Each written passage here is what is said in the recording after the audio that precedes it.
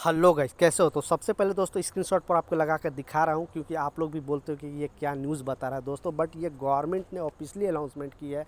Gulf news में भी आया है, खलीज टाइम्स में भी आया है।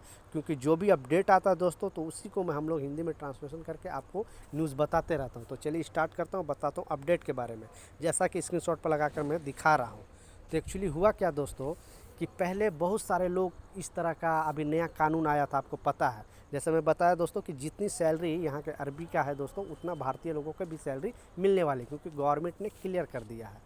तो दोस्तों हुआ क्या कि आपको पता है कि थोड़ा दिन पहले, 2-3 महीना पहले ही गवर्नमेंट बोली थी कि जिस कंपनी में दोस्तों 50 वर्कर से ज़्यादा है, उसमें हर अरबी को मतलब 2% अरबी को जॉब देना पड़ेगा। जिसमें 50 वर्कर से कम है, उसके लिए ये रूल फॉलो नहीं होता है। तो उसी से रिलेटेड दोस्तों गवर्नमेंट ने क्लियर कर दिया है कि यहाँ पे जैसे कि, क्योंकि वो लोग ऊंचा पोस्ट में ही काम करेंगे। आपको पता है कि अगर अरबी लोग यहाँ पे जॉब करेंगे, क्योंकि आप पहले सऊदी में ऐसा रूल नहीं था, सऊदी के लोग भी काम नहीं करते थे। बट धीरे धीरे पॉपुलेशन बढ़ रहा है, कोई भी कंट्री को ज़्यादा आगे जाना दोस्तों, तो वहाँ के लोकल कुछ परसेंट काम करेंगे तभी कंट्री आगे जाता है।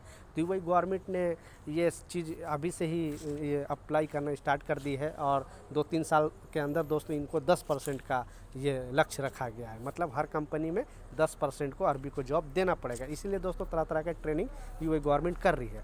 तो ये क्लियर कर दी है, क्योंकि बहुत सारा कंपनियां डर रही थी, बोल रही थी कि अगर अरबी को मैं जॉब देगा तो उसको मुझे ज़्यादा सैलरी देना पड़ेगा। तो गवर्नमेंट क्लियर कर दिया दोस्तों प्राइवेट सेक्टर वाले को बेसिकली, कि अगर जितनी सैलरी मतलब ऑलरेडी खुद आपके कंपनी में जितनी वर्कर की या फिर ऊंचे पोस्ट की लोग का जितना सैलरी है, आप उतना ही सैलरी दोगे। मतलब जितनी अरबी की सैलरी है दोस्तों, उतना भारतीय वर्कर के भी या भारतीय लोग का सैलरी होगी। वर्कर के तो नहीं दोस्तों, क्योंकि वर्कर की सैलरी तो आपको पता है 1000-1200, महंगाई इतना ज़्यादा है कि इसका कोई हिसाब नहीं। पहले जो आदमी पैसे 1200-1300 दिरहम बचा लेता था, वो अभी 1000 भी नहीं बच पाता है। तो वर्कर की तो बात ही छोड़ दो। बट दोस्तों जैसे ऊंचे पोस्ट, जैसे प्रोजेक्ट मैनेजर है, इंजीनियर है, डॉक्टर है, और भी बहुत सारा मैनेजर है, सेल्समैन है, तो इस तरह के लोग का जितनी सैलरी होती थी दोस्तों, मतलब उतना अरबी का भी सैलरी होगी, और अरबी का जितनी सैलरी है दोस्तों, उतना ही भारतीय लोग का भी सैलरी होगी दोस्तों। बट भारतीय लोग इसलिए मैं बोला हूँ क्योंकि मैं खुद भारत से बिलोंग करता हूँ, इसलिए मैं भारतीय की बात कर रहा हूँ, क्योंकि ऑलमोस्ट 34 लाख यहाँ पे भारतीय जॉब